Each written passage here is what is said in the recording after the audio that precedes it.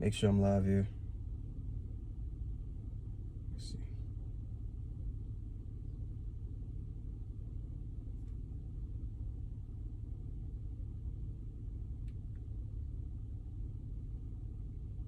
Say I'm live, but not let me click the.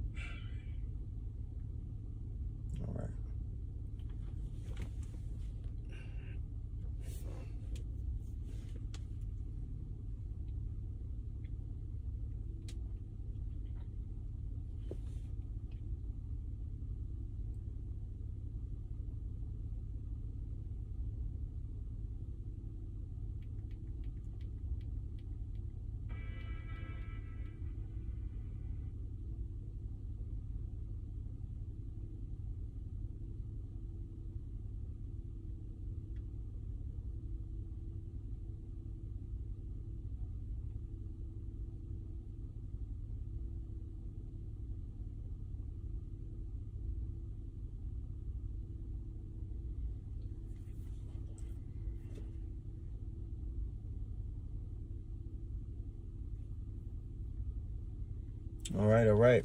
Let's go ahead and start it up here.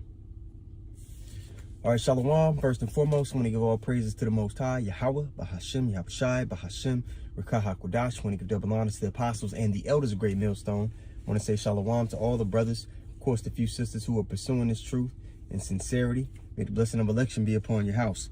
Today, I'm going to talk about, and I talked about this a little bit last night at the camp. I'm going to upload that. I did, had the mainstream going with the elders, but then I broke off with the Elder Bonson Pod and did a stream, but that wasn't live. But the title of this lesson is Righteous Fame and Wicked Fame, and the difference between the two. Okay, you have a lot of people that they seek for a corruptible crown, notoriety in this world, man. But at the end of the day, it doesn't amount to anything because it doesn't forward the will, or it doesn't forward the kingdom of heaven.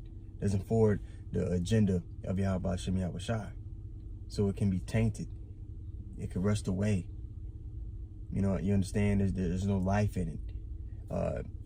Example, Sexy Red, all right? She'll go to, you know, elementary schools in the gymnasium and shake her ass in front of little girls and put them on a deterred path. Because they're like, oh, look, she's getting notoriety. She's being, you know, recognized and appreciated and heard. You know, and it's all in our wiring to want to be appreciated and loved and recognized, right? But there's a proper way to get it. But you got people who will go about getting it and just completely push the Lord's way to the side to get it. That's wicked fame. Now, righteous fame, what makes it of the Most High is that when people hear about you, when you're brought up, what's attached to it? They say, oh, this man feared God. He leaned on his power, and look what the Lord did for him. Look how great the Lord is. He worked through this man. That's righteous fame, because it encourages people to inquire of the Lord. Okay, so I'm actually get the definition of that word fame, and then we'll bring out some precepts from there. So you go to Edom Online and you look up fame, right? It says character attributed to someone, celebrity, renown. Now when you hear God, look at all the death that came from it. Usually when somebody is pursuing the Lord and the Lord gives them notoriety, there's a great story of deliverance and life that comes from it. Okay? But again, let me go get that precept. And I think it's in Corinthians, if I'm not mistaken. Corruptible. And then I'll get Matthew, the 6th chapter as well. Okay? So this is 1 Corinthians 9. And I'll start at verse 24. It says, know ye not that they which run in a race run all, but one receiveth the prize. So run that ye may obtain. And every man that striveth for the mastery is temperate in all things. Now they do it to obtain a corruptible crown, but we an incorruptible. Now let me go get that in the NLT for you all real quick. 1 Corinthians 9:25. Bear with me 1 second. All right, in NLT, it reads like this. All athletes are disciplined in their training. They do it to win a prize that will fade away. Anything on this side, man, that you obtain and don't got the Lord involved in it, it's going to fade away. The only thing that's going to last, the only reputation that's going to last over to the next age are the men that stood stiffly for the things of Yahweh Hashem Yahushai. Nobody's going to know about or be thinking about Michael Jordan in the kingdom of heaven. Everything that these people achieve here on this side is going to pass away. But there is a way that you could obtain an everlasting name. And we will get that in 1 Maccabees, the 2nd chapter as well. Now, we'll finish this off. 1 Corinthians 9:25. All athletes are disciplined in their training. They do it to win a prize that will fade away. But we do it. The precept and the Proverbs that comes to mind. Proverbs 23:5. It says, let me actually start up. Verse 4, Proverbs 23:4. Labor not to be rich. Cease from thine own wisdom. When somebody is laboring solely to be rich, like that, their priority in life, their motivation, the gas in their tank is to be rich and to get notoriety, they'll do things that are morally corrupt to obtain those things. But when pleasing the Lord is in the forefront of your mind, you know, the things that you're going to have, the things that you need, you're forwarding the agenda of the Lord, and all those things like that will come. It'll be times where you have money in your pocket. It'll be times where you don't. And it's definitely going to be times where you don't, because that's where growth happens in affliction and adversity. And the Lord needs us to grow. So he's going to put us in situations that are uncomfortable. And he's going to leave us there a lot of times. That's when you're introspective, when you're considering your ways. That's when you learn how to apply the knowledge you've been given, which is wisdom. You see? All right, let's read that again. Proverbs 23:4. Labor not to be rich. Cease from thine own wisdom. Wilt thou set thine eyes upon that which is not? For riches certainly make themselves wings. They fly away as an eagle toward heaven. Especially for a lot of the guys that boast in their riches here on this side. I forgot his name, Anton Daniels. Man, decision to go against the Lord, to keep him, because at some point in time, to keep him, you're gonna have to take that mark, the charagma, to keep your riches, to keep your carnal wealth, to keep your possessions, to keep the things that make you comfortable here on this side. So again, there's a way to get notoriety and recognition in righteousness, and there's a way to do it in wickedness. You understand? So a lot of people, most people in this world, man, they don't care about offending the Lord to get notoriety. And they want that notoriety, they want that fame, they want the riches so that they can feel appreciated. But who do you want to be appreciated by is the question. These people? The missile food? Or do you want to be appreciated by those who love the Most High and the Most High himself? All right? And you want his son supping with you. You know? All right, I'm going to go get 1 Maccabees, the 2nd chapter,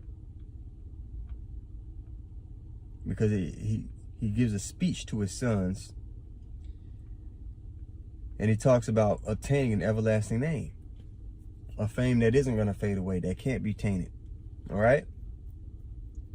1 Maccabees 2:50. Now therefore, my sons, be zealous for the law, and give your lives for the covenant of your fathers. Be a living sacrifice. Have the Lord's ways in the forefront of your mind, of your la'ab. That should guide your decisions, your actions. If you do that, you'll do well. And we have a plethora of examples through our forefathers, do we not? Right? 1 Maccabees 2:51. Call to remembrance what acts our fathers did in their time. So shall you receive great honor and an everlasting name. And then it starts to list off a bunch of our forefathers, you know, and the things they did by leaning on the Lord, the status they obtained, okay? How they were put in the book for our learning. ages later, their reputation is intact. Verse 52. Was not Abraham found faithful in temptation, and it was imputed unto him for righteousness? He was asked to do something that most people look at him as crazy to do. Sacrifice your son. He was willing to do it. The Lord stopped him, but he was willing to be obedient. Okay, Joseph in the time of his distress kept the commandment and was made Lord of Egypt. Okay, now, if the Lord wasn't involved in Joseph's story, well, the Lord put the spirit on Joseph's brothers to sell him into captivity in the first place. And if the Lord wasn't involved with him, if Joseph would have cursed God, Joseph could have just been a slave for the rest of his life or killed off somewhere. But because the Lord was involved and Joseph maintained his integrity through all his affliction and adversity that the Lord put him through, he was made second in command in Egypt, second in command in the world power at the time.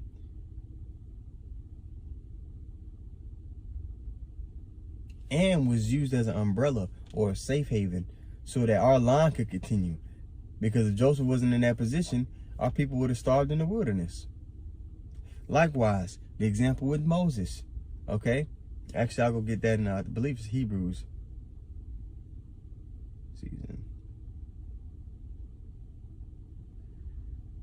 Hebrews 11, verse 24. By faith, Moses, when he was come to years, refused to be called the son of Pharaoh's daughter. Now, he was in contention to be Pharaoh. Okay? And the only reason that happened is because the Lord allowed him safe passage up the river when he was floated up the river as a baby. And the Lord guided him specifically to the right person that he needed to be picked up by so that he could be safe. Because all the Hebrew males were being killed when Moses was born. But somehow, instead of being killed, the Lord flipped it to where he got to sit in the king's house. All right, verse 25. Choosing rather to suffer affliction with the people of God than to enjoy the pleasures of sin for a season, esteeming the reproach of the Mashiach greater riches than the treasures in Egypt. And that's what we have to understand. The riches that we're striving for now, the notoriety we're striving for now is going to be eternal in the heavens. Not temporary in this kingdom that's going to be destroyed. That's going to be missile food. It's talked about in 2 Peter's. Okay? We want the riches where moth and rust doth corrupt. The notoriety where moth and rust cannot corrupt it. Where it's always going to be intact. You understand? Esteeming the reproach of the Mashiach greater riches than the treasures in Egypt, for he had respect unto the recompense of the reward. Okay? By faith he forsook Egypt, not fearing the wrath of the king, for he endured as seeing him who is invisible. So he feared the Most High rather than he feared men. Now, if the Lord wasn't involved in Moses' story, after he killed that Egyptian, he could have just been arrested and killed. Or he could have been on the run in the land of Canaan for the rest of his life. But because he acknowledged the Lord and he was obedient, the whole nation was delivered. The greatest deliverance ever. And every nation has a record of that story. Are you realizing the difference between a righteous notoriety and wicked notoriety? Now, over here on the righteous side in this kingdom, you may not always feel appreciated and loved all the time, but it's delayed gratification. You're going to be appreciated and recognized forever in the kingdom to come. But it takes faith to understand that. On this side, you may get it may feel good to your flesh right now, but you're going to reap destruction and death. And no life is coming from the notoriety that you get here on this side. So righteous fame, it encourages people to inquire of Yahweh Hashem Yahushai. Wicked fame doesn't. And that amounts to nothing. So, it's just a quick lesson. I believe the point was made. Lord willing, it was edifying. I want to give all praises once more to Yahweh, Bahashem, Yahushai, Bahashem, Rechah HaKodash. I want to give double honors to the apostles and the elders of Greatmillstone. I want to say shalom to all the brothers, of course, the few sisters who are pursuing this truth in sincerity. May the blessing of election be upon your house. Shalom.